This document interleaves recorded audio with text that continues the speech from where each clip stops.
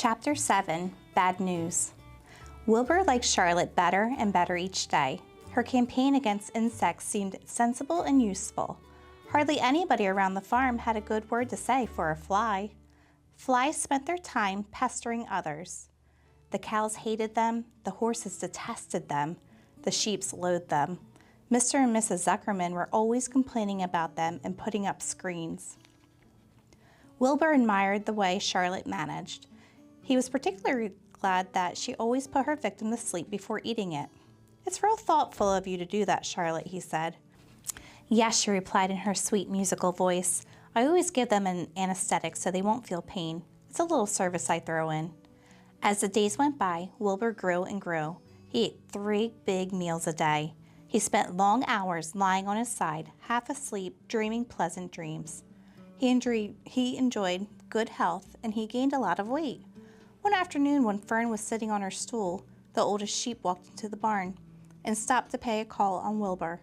"Hello," she said. "Seems to me you're putting on weight." "Yes, I guess I am," replied Wilbur. "At my age, it's a good idea to keep gaining." "Just the same, I don't envy you," said the old sheep. "You know why they're fattening you up, don't you?" "No," said Wilbur. "Well, I don't like to spread bad news," said the sheep, "but they're fattening you up because they're going to kill you. That's why." "They're going to what?" screamed Wilbur. Fern grew rigid on her stool. "Kill you, turn you into smoked bacon and ham," continued the old sheep. "Almost all young pigs get murdered by the farmer as soon as the real cold weather sets in. There's a regular conspiracy around here to kill you at Christmas time. Everybody is in on the plot. Lurvy, Zuckerman, even John Arble." "Mr. Arble?" sobbed Wilbur. "Fern's father?" "Certainly. When a pig is to be butchered, everybody helps. I'm an old sheep, and I see the same thing, same old business, year after year. Arble arrives with his .22, shoots the... "Stop!" screamed Wilbur. "I don't want to die. Save me, somebody, save me." Fern was about to jump up when a voice was heard. "Be quiet, Wilbur," said Charlotte, who had been listening to this awful conversation. "I can't be quiet," screamed Wilbur, racing up and down. "I don't want to be killed. I don't want to die.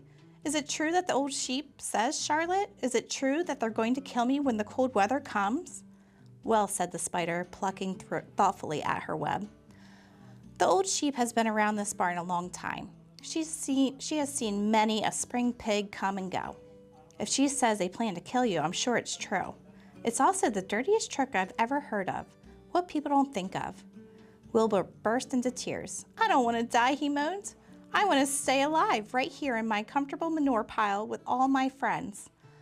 I want to breathe the beautiful air and lie in the beautiful sun." "You're certainly making a beautiful noise," snapped the old sheep. "I don't want to die," screamed Wilbur, throwing himself on the ground.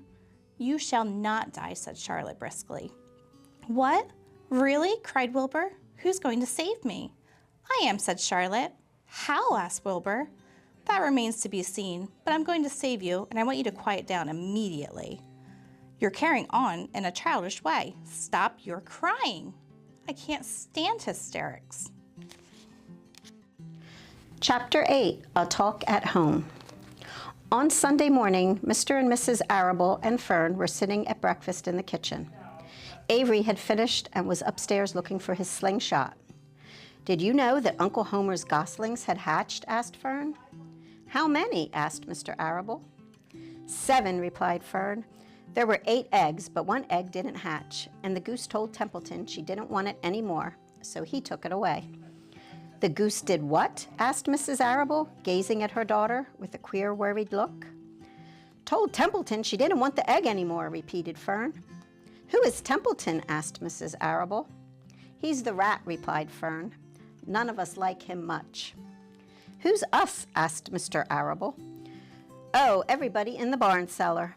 Wilbur and the sheep and the lambs and the goose and the gander and the goslings and Charlotte and me." "Charlotte," said Mrs. Arable. "Who's Charlotte?" "She's Wilbur's best friend. She's terribly clever." "What does she look like?" asked Mrs. Arable. "Well," said Fern thoughtfully, "she has 8 legs. All spiders do, I guess." "Charlotte is a spider?" asked Fern's mother. Fern nodded. a big gray one. She has a web across the top of Wilbur's doorway. She catches flies and sucks their blood. Wilbur adores her. Does he really? Said Mrs. Arable rather vaguely. She was staring at Fern with a worried expression on her face. Oh yes, Wilbur adores Charlotte, said Fern. Do you know what Charlotte said when the goslings hatched? I haven't the faintest idea, said Mr. Arable. Tell us. Well, when the first gosling stuck its little head out from under the goose, I was sitting on my stool in the corner, and Charlotte was on her web. She made a speech. She said, I am sure that every one of us here in the barn cellar will be gratified to learn that after 4 weeks of unremitting effort and patience on the part of the goose, she now has something to show for it. Don't you think that was a pleasant thing for her to say? Yes, I do, said Mrs. Arable. And now, Fern, it's time to get ready for Sunday school. And tell Avery to get ready. And this afternoon you can tell me more about what goes on in Uncle Homer's barn. Aren't you spending quite a lot of time there? You go there almost every afternoon, don't you? I like it there, replied Fern. She wiped her mouth and ran upstairs. After she had left the room, Mrs. Arable spoke in a low voice to her husband. I worry about Fern, she said. Did you hear the way she rambled on about the animals, pretending that they talked? Mr. Arable chuckled. Well, maybe they do talk, he said. I've sometimes wondered. At any rate, don't worry about Fern. She's just got a lively imagination. Kids think they hear all sorts of things. Just the same, I do worry about her, replied Mrs. Arable. I think I shall ask Dr. Dorian about her the next time I see him. He loves Fern as much as we do, and I want him to know how queerly she is acting about that pig and everything. I don't think it's normal. You know perfectly well animals don't talk. Mr. Arable grinned.